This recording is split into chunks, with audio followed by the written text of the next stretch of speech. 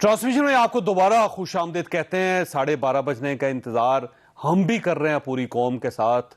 अब दुआ है कि जब 12:30 बजे हों और उसके बाद पार्लियामेंट का इजलास दोबारा शुरू हो तो वो कंपैरेटिवली पिछली जो सूरत हाल है उससे बेहतर हो, ताकि आज के दिन ही हम ये फैसला कर सकें कि अगला हमारा ईवान का कायद कौन होगा, कौन प्राइम मिनिस्टर होगा, और अदम एतमाद का फैसला आज हो जाए। कौमों के अंदर इस किस्म के ज़ाहिर टर्माइल भी आते रहते हैं और उनके कुछ नताइज भी निकलते हैं। जैसे एक उर्दू का मुहावरा है कि जब दो हाथी लड़ते हैं तो घास का नुकसान होता है, और इसी तरह जब इस किस्म की सूरत हाल होती है, दो मुख्तलिफ पोलर्स जब किसी सोसाइटी के अंदर डेवलप होते हैं तो नुकसान बहरहाल मुल्क का ही होता है। ये जो एक महीने से सूरत हाल चल रही है, इसमें सबसे ज़्यादा अगर कोई विक्टिम बना है तो वो पाकिस्तान बना है। मेरा ख्याल है जितनी जल्दी इस चीज़ को समेट लिया जाएगा, पाकिस्तान उतनी ही जल्दी सर्वाइवल की स्टेज पे आएगा, वो बेहतरी की तरफ जाएगा। तो आमर साहब ये फरमाइएगा, राना साहब, कि अगर ये 12:30 बजे के बाद ये सूरत हाल यही रहती है और उसके बाद ज़ाहिर है फिर इफ्तारी का वक्त भी हो जाएगा, ईवान ज़ाहिर है उसकी कार्रवाई को मुअत्तल करना पड़ जाएगा, तो फिर ये कल पे जाएगा इशू, या क्या होगा? देखें जी, वो बात जो आपने कही उसको दूसरे अंदाज में जो शुगल चल रहा है कि दो हाथियों की लड़ाई में उस्मान बुज़दार का नुकसान, तो जाहिर है कि वो बेचारा तो चला गया। तो उससे तो अमेरिका ने उनके खिलाफ साजिश की। गवर्नमेंट आज वोटिंग कराने के बिल्कुल मूड में नहीं है। उनका यही है कि जी पहले भी नहीं थी, जितना टाइम लिया जा सकता है, क्योंकि अब सुप्रीम कोर्ट की जो ऑर्डर है ना उसको वो प्रोरोगेशन को एडजर्न से बदल के फायदा उठाना चाहते हैं कि जी प्रोरोग तो नहीं कर रहे हम सेशन, हम एडजर्न कर रहे हैं, इजलास खत्म तो नहीं हो रहा, और हम बहस करेंगे। और लोग अपने नोट्स बना के लाए हुए हैं। जैसे साकिब विर्क ने स्टार्ट में भी कहा था कि जितने ज़्यादा आप तकरीरें कर सकते हैं वो करें, उनके ज़िम्मे लगाया हुआ है। तो वो चाहेंगे कि उनका ख्याल ये है कि लोग इस तरह की तकरीरें बड़े शौक से टीवी पे देख रहे हैं। हालांकि इमरान खान साहब को क्लियर है, और ये होना भी चाहिए उन्हें, कि उनके जो लोग डाई हार्ट थे, जो सोए हुए थे, खामोश थे, तंग थे, वो वापस आ चुके हैं, इसमें कोई शक नहीं है। लेकिन वो जो फैसिलिटेशन का माहौल था और जो आम आदमी को ख्याल था कि चलो यार इसको भी एक चांस दे के देख लें, वो लोग दे के थक चुके हैं। उनको सबको समझ आ गया कि हमारे साथ क्या हुआ है। इनको जितना जल्दी वो समेट लें और बाकी ये प्रोपेगेंडा जितना मर्जी करें, क्योंकि आईनी इदारों से खिलवाड़ का नुकसान बहरहाल हुकूमती पार्टी को हो रहा है। क्योंकि लोगों में अब ये यकीन होता जा रहा है कि ये जो कारकर्दगी दिखाने का चक्कर बन रहा है, ये सिर्फ हमें धोखा देने का, ये नहीं चलेगा सौदा। इनको सीधा सीधा आना चाहिए। इनके पास अक्सरियत मौजूद नहीं है। ये 2-3 अच्छे मौके जहाँ पे ये इखलाकी बर्तरी ले सकते थे, उनको अपने आप को गंवा चुके हैं, और अब ये कोशिश कर रहे हैं कि किसी तरीके से ये तासुर जाए कि हमें तो धक्का दे के निकाला गया, अक्सरियत हमारे पास थी।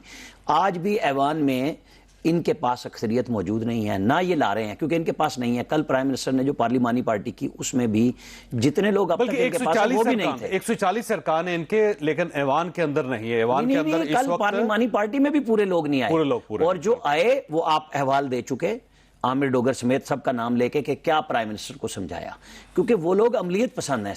अच्छा देखिए ना, इमरान खान साहब ने जो फलसफा 26 साल से शुरू किया और फिर 22 पे आके रुका, उसमें यह था कि खुददारी है और मैं लोटों को नहीं लूंगा। आप देखें 3.25 साल से मुस्लिम लीग नून के एमपीएस को गोद में लेके बैठे हैं। जब सादिक चंद्रानी को इन्होंने चेयरमैन सेनेट बनाया तो इन सब ने कहा कि पीएमएलएन और पीपल्स पार्टी के सेनेटरों का ज़मीर जागा है, लेकिन आज इनके ज़मीर जागे हैं। ये वो अब इमरान खान में जो ये कहते थे ना कि जी इमरान खान में मुमासलत नहीं है नवाज शरीफ और जरदारी वाली, वो इनसे भी आगे चले गए हैं कि ये जो बेसिकली फाशिज्म की तरफ चले गए ना, जो जाहिर है मुल्कों के लिए बहुत नुकसानदेह होता है। रिजवान साहब हमारे रिपोर्टर वहां पे मौजूद है, ये गवर्नमेंट को डील कर रहे हैं। तो रिजवान साहब ये फरमाइए, गवर्नमेंट की स्ट्रेटजी क्या है? अगर 12:30 बजे इजलास शुरू होता है तो गवर्नमेंट अब क्या करेगी? जी देखिए, गवर्नमेंट की स्ट्रेटजी बिल्कुल वाज़ेह है कि टाइम गेन करना है और ज्यादा से ज्यादा वक्त जाया करना है एक तरह से। अभी 12:30 बजे दोबारा इजलास शुरू होगा तो प्लान दोबारा यही है कि थोड़ी सी कार्रवाई चलाकर फिर नमाज ज़ोहर का वक्फा कर दिया जाए। और ये डिसाइड हो चुका था कि वोटिंग नहीं होने देनी, लंबी लंबी तकरीरें करनी है, और वो आज अमली तौर पर नजर भी आ रहा है कि जब तकरीरें खत्म हुई हैं और इस वक्त भी लोग जो हुकूमती लोग हैं वो कुछ ऐवान में मौजूद हैं, कुछ अपने चैम्बर्स में मौजूद हैं, और उनसे जो हमारी बात हुई है वो यही कह रहे हैं कि हुकूमत वोटिंग तक जो है वो बात नहीं जाने देगी, और इस वक्त सारी कोशिश है कि मामले को जितनी तवालत दें और आखिर तक लेके जाएं। तो ये इसी तरह है और आज यही सूरत हाल होगी कि ऑन एंड ऑफ इजलास मुलतवी होगा, फिर शुरू होगा, फिर मुलतवी होगा। और इस बात को फिर हमारी जो बाबर अवान है, फवाद चौधरी हैं, जो सारी स्ट्रेटजी में मरकजी किरदार हैं, उनसे भी हमारी बात हुई है। वो भी यही कह रहे हैं कि इजलास प्रोरोग नहीं किया जा सकता, एडजर्न किया जा सकता है। तो ये हुकूमत इसी स्ट्रेटजी पे चल रही है और इंतजार की स्ट्रेटजी है। आल्दो के हमने देखा कि ईवान के अंदर भी और ईवान के बाहर भी अब से कुछ देर पहले भी स्पीकर के चैम्बर में ख्वाजा साद रफीक गए और उन्होंने वहाँ पे भी बात की है। लेकिन गवर्नमेंट की अपनी जो पहले से स्ट्रेटजी बनाई हुई है उसी को चल रहे हैं। और इस वक्त भी जो है वो कुछ लोग ईवान के अंदर बैठकर इंतजार कर रहे हैं, लेकिन जो चैम्बर्स में मौजूद हैं वो भी इसी माइंड से बैठे हुए हैं कि आज लंबा बैठना है, आखिर शायद अफ्तारी के बाद तक भी इजलास जाए, लेकिन वोटिंग की नौबत नहीं आने देनी। ये एक तरह से जो अपोजिशन है उनके नर्व्स को टेस्ट किया जा रहा है और इसी स्ट्रेटजी के ऊपर ये जो प्राइम मिनिस्टर की स्ट्रेटजी है उसके ऊपर ये आज जो पार्लिमानी पार्टी है वो अमल कर रही है। जी रिजवान, आपका बहुत बहुत शुक्रिया और आपसे दोबारा राब्ता करेंगे। मंसूर साहब, ये एक तरीका अगर होता है उसको कहते हैं लेट हिम टाइड फर्स्ट, कि आप अगर अपोजिशन को ये इसको सूट करता है कि वो गवर्नमेंट से कहे कि जी आप तकरीरें कर लें, यानी जो शख्स भी खड़ा हो, अगर वहां पे 40 लोग हैं, 40 तकरीरें वो बर्दाश्त कर लें, जितनी चाहें तकरीर कर ले। अल्टीमेटली कितनी देर तकरीर कर लेगा कोई? 1 घंटा कर लेगा, 2 घंटे कर लेगा, सारे अरकान भी अगर बोल लें तब भी अल्टीमेटली आपको अदम एतमाद की काउंटिंग करवानी पड़ेगी। तो अपोजिशन को मेरा ख्याल है कि अपने नर्व्स को स्ट्रांग रख के ये एक आखिरी कड़वा घूंट भी भर लेना चाहिए उन्हें कि जी ठीक है आप इजलास चलवाएं, अगले 5 दिन तक आप इजलास करते रहें, लेकिन कोई छुट्टी नहीं होगी, रात को हम सहरी भी यहीं कर लेंगे, अफ्तारी भी यहीं पे होगी, तो आप तकरीरें करते रहें। तो अल्टीमेटली तकरीरें ख़त्म होगी और फिर ये सेशन जो है उसमें अदम एतमाद की काउंटिंग करनी पड़ेगी। तो क्या ख्याल है आपका, अगर ये अपोजिशन करती है तो बेहतर नहीं रहेगा? बिल्कुल आपने सही फरमाया चौधरी साहब। दूसरी बात यह कि मैं अभी जब शहबाज शरीफ साहब की तकरीर सुन रहा था तो एक मोमेंट के ऊपर मुझे लग रहा है कि बहुत ज्यादा एग्रेसिव वो होना शुरू हो गए हैं। तो मुझे मैं समझता हूं कि उसकी जरूरत नहीं थी। आप क्यों अग्रेसिव हो रहे हैं? मतलब जैसा अभी आपने भी फरमाया कि अल्टीमेटली तो ये करना पड़ेगा, इसको आप जितना मर्जी घसीट के ले जाएं, आपको करना तो पड़ेगा। लेकिन इमरान खान साहब के पास ना, ये मुझे उनके एक चीज की तारीफ करनी पड़ेगी कि उन्होंने 126 दिन का धरना दिया हुआ है बगैर कुछ जेब में रखे हुए। मतलब वो इस आस के ऊपर वो पूरा धरना दिया गया था कि एम्पायर की उंगली खड़ी हो जाएगी और उसके बाद हमने सुरखरू हो जाना है। वो 35 पंक्चर की पूरी एक स्टोरी बिल्ड की गई, पूरा अपना क्राउड इकट्ठा किया गया। मंसूर साहब, इस बार भी किसी एम्पायर का इंतजार तो नहीं हो रहा कि कोई एम्पायर आ जाएगा, आके कुछ ना कुछ कर लेगा? नहीं, मेरे ख्याल में वो जाहिर बात है कोशिश तो है, लेकिन हम सब जानते हैं कि वो अंपायर का मुंह अब इस तरफ नहीं है। वो अंपायर जो है वो वाकई अब न्यूट्रल हो चुका है, जिसका ये बार बार क्रेडिट इमरान खान साहब दिया करते थे। लेकिन मैं सिर्फ ये कह रहा हूं कि अगर आप माजी में इमरान खान साहब की पर्सनालिटी को बार बार, वो मैं कह रहा हूं आप उठा के देखें ना, तो उन्होंने ये सब कुछ किया हुआ है और वो ये समझते हैं कि ये मुझे फायदा देता है। लेकिन अगर आप उठा के देखें वो जो 126 दिन का पूरा शो था, उसके बाद पाकिस्तान तहरीक इंसाफ का जो हाल हुआ था, मतलब वो लोग सख्ते में चले गए थे। उनको समझ नहीं आ रही थी कि इस पार्टी को हम आगे किस तरह अब लेके जाए, हमने अवाम को क्या बेचना है। अगर पैनामा लीक्स ना आता उस वक्त, अगर उस वक्त इमरान खान साहब के लिए ये एक बाय चांस या बाय लक अगर ये चीज ना आती, तो पाकिस्तान तहरीक इंसाफ अगला इलेक्शन किस तरह लड़ती। लेकिन ये किस्मत थी उनकी। यहां पे भी अब यही सिचुएशन है कि वो ये समझ रहे हैं कि मैं इसको फ्रस्ट्रेट करूंगा, मैं इसको घसीटूंगा, मैं इसको आगे लेके चलूंगा, मेरे लिए क्राउड सपोर्ट जो है। अगर ऐसी ही बात होती, अगर आज क्राउड सपोर्ट की बात होती इमरान खान साहब के लिए, आज जम्मे गफीर जो है वो नेशनल असेंबली के बाहर खड़ा होता कि नहीं जी हमारे वजीर आजम को ना उतारे, पूरे पाकिस्तान में मुजाहरे हो रहे होते। ऐसा कुछ भी नहीं हो रहा। आपको बैठ के खुद पीटीवी के ऊपर बैठ के ये अपने क्राउड को बुलाना पड़ रहा है कि भाई आपकी मेहरबानी आके मेरे लिए एहतजाज कीजिएगा। वो उसको केस ये बना रहे हैं कि ये मेरे खिलाफ नहीं है, ये पाकिस्तान के खिलाफ एक साजिश हो रही है। तो पाकिस्तान के लिए निकलो। कल उनकी जो स्पीच थी वो बिल्कुल यही थी कि जी पाकिस्तान के लिए निकलो, मेरे लिए निकलने की जरूरत नहीं है, मुझे अपनी कुर्सी का कोई नहीं है, आपने निकलना है तो पाकिस्तान के लिए निकलना है। लेकिन इस तरह नहीं होता। अब ये एक पूरे पाकिस्तान के अंदर ये इमेज बैठ चुका है कि ये जो कुछ भी ड्रैग किया जा रहा है ये सिर्फ और सिर्फ अपनी कुर्सी को बचाने के लिए हो रहा है और कुछ भी नहीं है। आपको कानून और लॉ के मुताबिक, उन कागजात के मुताबिक ही चलना पड़ेगा जो उस आइन का हिस्सा है। आप उससे बाहर नहीं निकल सकते। अब तो ये बार बार ये कहा करते थे कि जी हम हुक्मरानी में यकीन रखते हैं, कानून की हुक्मरानी होगी तभी तहरीक इंसाफ आगे चलेगी। अब तो उसी तहरीक इंसाफ के लिए जो है इंसाफ साफ हो गया है, इससे बढ़ के और क्या होना है।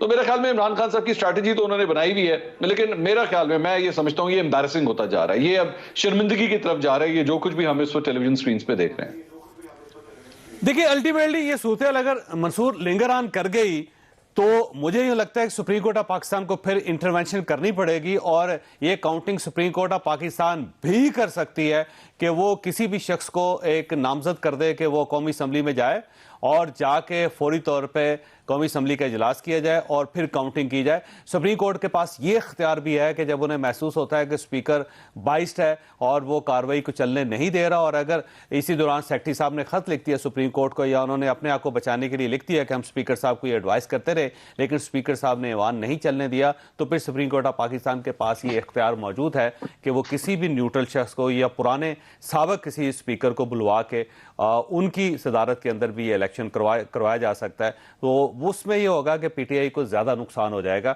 और एक नए मुकदमात भी खुल जाएंगे।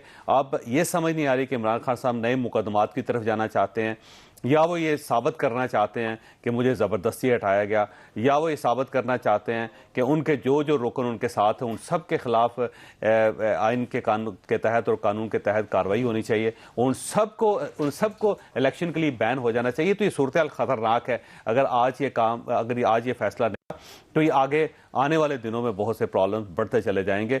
राना साहब ये फरमाइएगा कि अगर ये सिलसिला इसी से चलता रहता है और कुछ डिसीजन सुप्रीम कोर्ट के जो हुक्म है उसके मुताबिक कौमी असम्बली नहीं करती या स्पीकर साहब नहीं करते, तो अल्टीमेटली फिर इसकी रेमेडीज क्या क्या?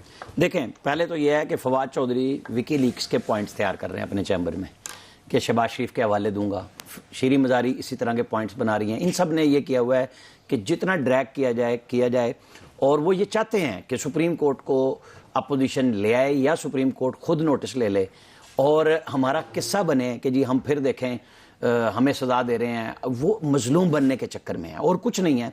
उन्होंने एक स्ट्रैटेजी बनाई है और उनका ख्याल ये है कि शायद इससे ना लोगों में हमारे लिए हमदर्दी के जज्बात बन जाएंगे और हमारा इलेक्शन बन जाएगा। जैसे क्रिकेट में कहते हैं टुक टुक टुक लगा टुक टुक, ये लेकिन ये नहीं चलता, ये सौदा ना इस तरह बिकेगा नहीं। ये 4 दिन की कहानी है। देखें, प्राइम मिनिस्टर ने पिछले जब इतवार को हो रहा था उससे एक दिन पहले तकरीर की और लोगों से कहा कि सारे पाकिस्तान में निकलो, पुरअमन निकलो। इतवार को कोई नहीं आया।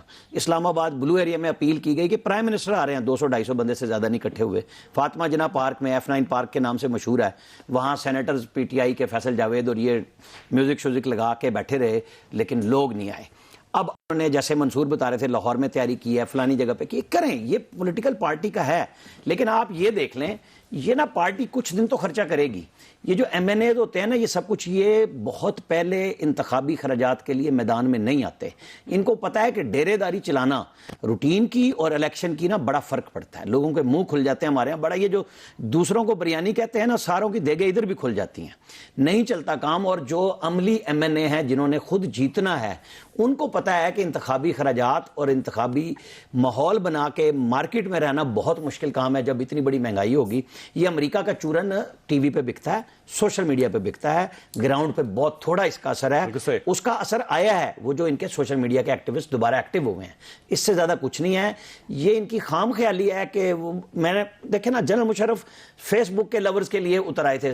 वो परवेज अली शाह शायद थे उनके उस वक्त, वो अकेले चंद लोगों को लेके आए लेकिन $मिलियन उन्होंने खर्च दिए उनको कि पता नहीं कितना बड़ा सैलाब लोगों का उमड़ा होगा कराची एयरपोर्ट पे। कोई भी नहीं था वहां पे।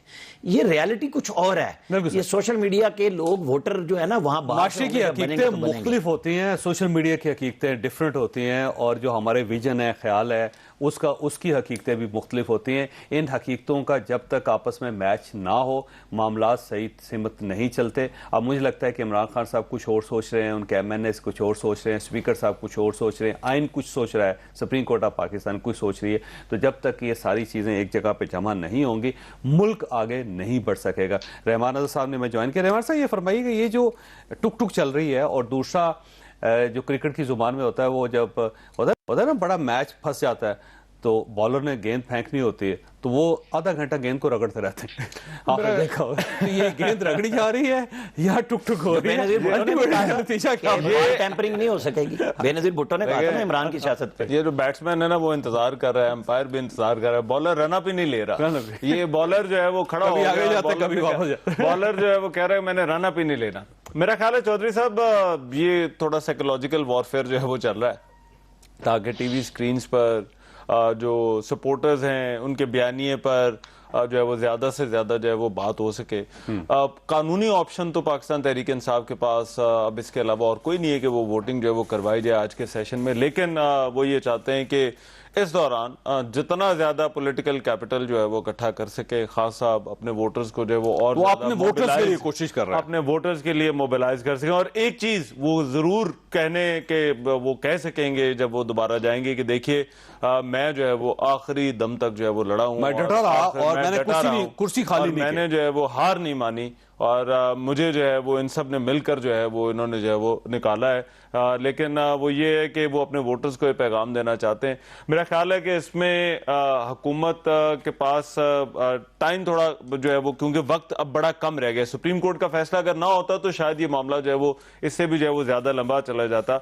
लेकिन इतला ये है कि वोटिंग आज जो है वो हो जाएगी। हुकूमत वज़रा ये कह रहे हैं कि जो है वो ऐसा नहीं होगा, पीर तक वो अब मैं वो पंजाब बहुत सारे मुहावरे उसके ऊपर हैं लेकिन मैं इस्तेमाल नहीं करना चाहता। लेकिन ऑपोजिशन के साथ अभी तो टाइम है, मुझे सोफिस्टिकेटेड अंदाज में बेसिकली ये है कि साइकोलॉजिकल वॉरफेयर जो है वो ऑपोजिशन को डरा कर दबा कर उनसे जो है वो चाह रहे हैं कि इनके सब्र का पैमाना जो है वो किसी तरह से जो है वो लबरेज हो। नहीं अब ये देखें, ये अगर ये नफसियाती जंग है तो इसमें कोशिश की जा रही है कि हुकूमत अपोजिशन को मजबूर कर दे कि वो वॉकआउट कर जाए, वो कहेंगे हम जा रहे हैं। गवर्नमेंट के पास उसके बाद इजलास मुअत्तल किया जा सकता है। हुकूमत के पास खोने के लिए कुछ नहीं है ना। एक बंदा है वो जा रहा है तो वो अगर वो जाने से पहले जो है वो अपोजिशन जो है वो उस तिलमिला भी रही है, अपोजिशन जो है वो उठ भी रही है, फिर वो ये भी ख्याल करते हैं कि देखिए यार ये ना हो कि स्पीकर कोई जो है वो हमने कोई ऊंची आवाज में बात की तो स्पीकर कहे कि अच्छा आप ऊंची आवाज में बात क्यों करें, आप हंगामा करें, ये सेशन ही जो है वो खत्म करें।